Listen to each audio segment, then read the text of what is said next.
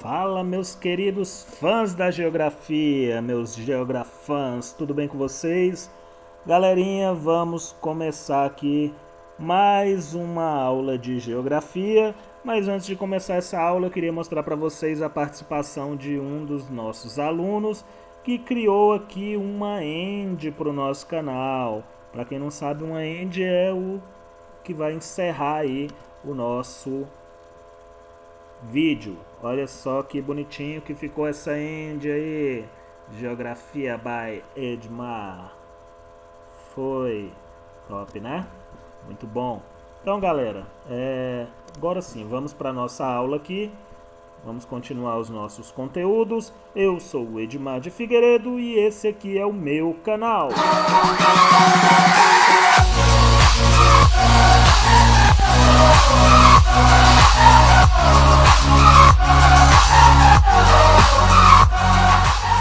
Bom, chegamos aqui então ao nosso livrinho. Vamos voltar aqui os nossos conteúdos. Lembrando que esta é uma aula para as turmas de 7º ano.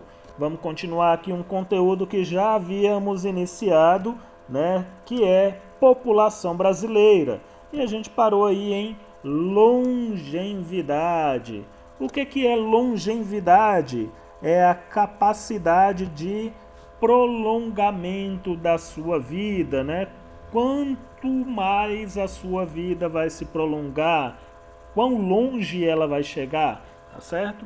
Então temos aqui a longevidade da população brasileira aumentando nas últimas décadas, tá certo? Após o país reduzir aí a taxa de mortalidade infantil e elevar a expectativa de vida, que passou de 75,5 em 2015 para 75,8 em 2016. Ou seja, aqui a gente já tem uma elevação da idade da população chegando aí na casa dos 76 anos praticamente. O que isso significa na prática? Significa que a população ela vai viver ali em média até os 76 anos. Isso significa que todo mundo vai viver 76 anos e vai morrer? Não. Tem gente que vai morrer antes, tem gente que vai morrer depois. Mas em média, a vida da população vai durar aí até os 76 anos. Isso aí baseado nas informações que a gente tem até o ano de 2016. Tá certo? Então a gente pode acompanhar aqui a tabela com a longevidade da nossa população. Reparem que em média as mulheres vivem mais do que os homens, tá certo? Então as mulheres têm a tendência aí a viver mais que os homens. Olha lá na década de 1940 quanto que era a média da população brasileira, aqui na nossa linha azul.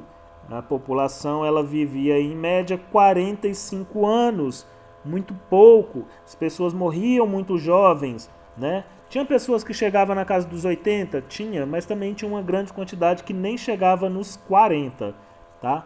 Agora a gente já tem aí a população chegando quase a 76 anos. Então já é uma longevidade considerável. Isso com base nos dados do IBGE no ano de 2016, tá bom? Índice de Desenvolvimento Humano, IDH. O que é esse Índice de Desenvolvimento Humano? Ele vai ser um índice que vai medir a qualidade de vida da população. Ele vai calcular o desenvolvimento da sociedade, né, das pessoas de um determinado município, de um estado, de um país, de uma região, enfim. Como é que ele vai fazer para calcular isso aí? Ele vai considerar aí basicamente 3 fatores: renda, ou seja, dinheiro, né, quanto em média a pessoa ganha, educação e saúde. Lembrando que sempre quanto maior for a renda, provavelmente maior será a qualidade de vida do indivíduo. Quanto maior for a educação, maior também será a qualidade de vida. E quanto maior for o acesso dessa pessoa à saúde, também teremos aí uma melhora significativa na qualidade de vida. Como é que isso é medido? Esse IDH ele vai ser medido variando entre 0 e 1. Quanto mais próximo estiver do 1, melhor será a qualidade de vida da população. Então ele pode variar aí de 0,01 para até 0,999 às vezes, né? Dificilmente você vai ter algum lugar aí com qualidade de vida chegando a 1. Isso aí seria um lugar já perfeito, né? Onde não tivéssemos crimes, não tivéssemos doenças, todo mundo chega aí à universidade, se forma, enfim, seria algo atualmente inatingível, né? A gente não consegue imaginar por enquanto nenhum lugar chegando a 1. Mas temos aí alguns territórios chegando a 0,970, por exemplo, tá certo? Então temos a divulgação aí feita pelo Programa das Nações Unidas. Então as Nações Unidas é que divulga o IDH dos territórios, tá certo? E aí eles vão medindo a qualidade de vida da população em determinados lugares do mundo. Aliás, em praticamente todos os lugares do mundo, tá bom? O IDH do Brasil ele evoluiu nas últimas décadas. Em 2015 alcançou o valor de 0,754, considerado elevado e bem superior ao registrado em 1990. Então vamos dar uma olhada aqui como é que está esse IDH brasileiro. Olha lá, em 1990 ele variava aí na casa de 0,611 e aí ele vem subindo e em 2015 já estava na casa de 0,754, o que significa que a qualidade de vida da população vem aumentando muito nesses últimos anos, tá certo? Graças a Deus estamos indo muito bem, não é? Vamos passar aqui para a próxima página e ver o que temos por aí. Bom, aqui chegamos na atividade. Então vamos deixar essa atividade aí para depois, tá certo? Você depois dê uma olhada na atividade, você que é meu aluno, dá uma olhada aí nessa atividade e vai respondendo. Quem não é meu aluno, vamos então continuar com o vídeo e ir para a nossa revisão. Tema 1. Aspectos gerais da população brasileira. População. A população absoluta ou total do Brasil em 2016 era de 206 milhões de habitantes. Hoje estamos aí na casa de 210 milhões de habitantes, tá certo? Hoje que eu falo em 2020, tá bom? Porque pode ser que alguém esteja vendo esse vídeo aí em 2025, por exemplo, e a população já seja maior, tá? Em 2020, população na casa de 210 milhões de habitantes, sendo o Brasil o quinto país mais populoso do planeta, que tem a maior população, né? Então, outros 4 países aí têm população maior que a do Brasil, porém, estamos aí em quinto como país populoso. Densidade demográfica. Lembrando que densidade demográfica vai levar em consideração ali o tamanho do território. Então, a população brasileira se distribui irregularmente por sua grande extensão territorial. A gente viu lá no mapa que a população brasileira ela se concentra mais nas regiões litorâneas, tá certo? E para a gente calcular a densidade demográfica, a gente vai dividir o número de pessoas pela medida dessa área, tá? Que geralmente é expressa aí em quilômetros quadrados. E aí você vai saber a quantidade de pessoas por quilômetro quadrado. Isso é que vai estabelecer a densidade demográfica do local, tá bom? Natalidade e mortalidade. Aí a gente, para falar de natalidade e mortalidade, consequentemente a gente fala também de crescimento vegetativo. tá? Que é determinado aí pela diferença entre a taxa de natalidade e a taxa de mortalidade. Mas o que é cada uma dessas? Taxa de mortalidade é a quantidade de óbitos de crianças, aqui a taxa de mortalidade infantil é a quantidade de óbitos de crianças de até 1 ano de idade por 1.000 nascidos vivos. Então, a cada 1.000 nascidos, eles vão ver quantas morrem para determinar a taxa de mortalidade infantil. Mas o que a gente está falando mais aprofundado aí é taxa de mortalidade, no geral, que é representada pela quantidade de óbitos a cada grupo de 1.000 pessoas. Ou seja, vão pegar ali um grupo de 1.000 pessoas e ver quantas morreram dentro daquele grupo para estabelecer a taxa de mortalidade. Ainda dentro de um grupo de 1.000 pessoas, vai ser determinado também a taxa de natalidade. A cada 1.000 pessoas, quantas nascem? A cada 1.000 pessoas, quantas morrem? Vamos continuar aí então. Vamos para a próxima página aqui. Deixa eu descer essa tela. Crescimento populacional. A gente viu aí que o Brasil ele vem aumentando a sua população desde a década de 1960, né? Então a população brasileira ela vem crescendo bastante, tá?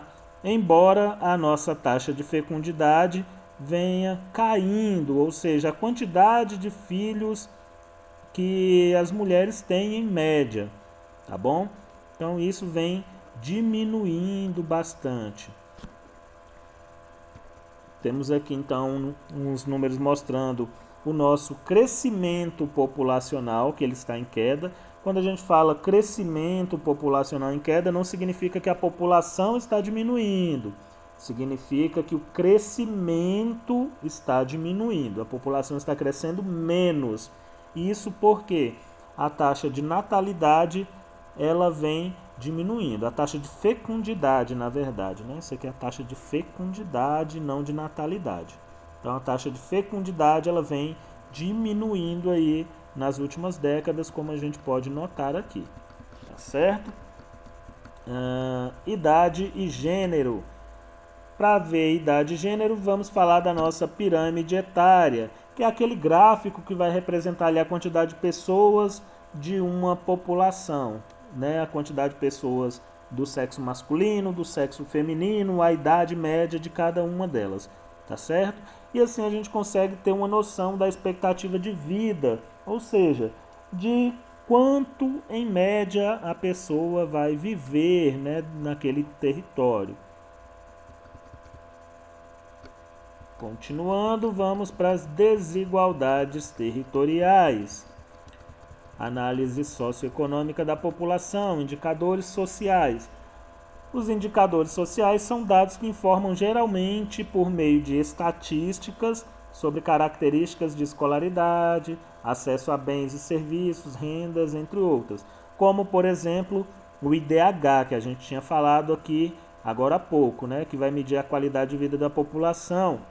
Esses indicadores aí são um meio para o entendimento da realidade dos lugares, mas dependem de uma correta interpretação para que as políticas públicas sejam eficientes. Então não é só apresentar os números, eles têm que ser estudados, né? Eles têm que serem considerados as suas variáveis para poder elaborar ali políticas que sejam eficazes, tá certo?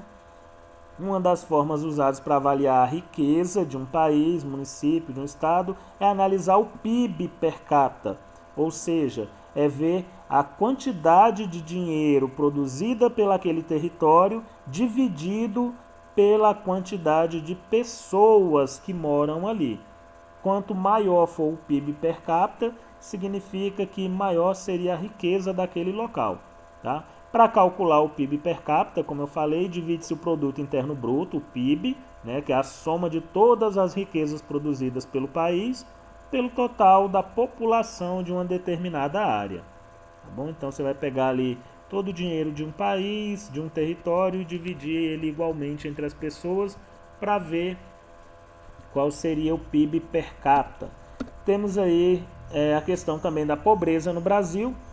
No ano de 2015, o PIB per capita anual do brasileiro, ou seja, o quanto o brasileiro consegue em um ano, ficou aí na casa dos R$ 29.323.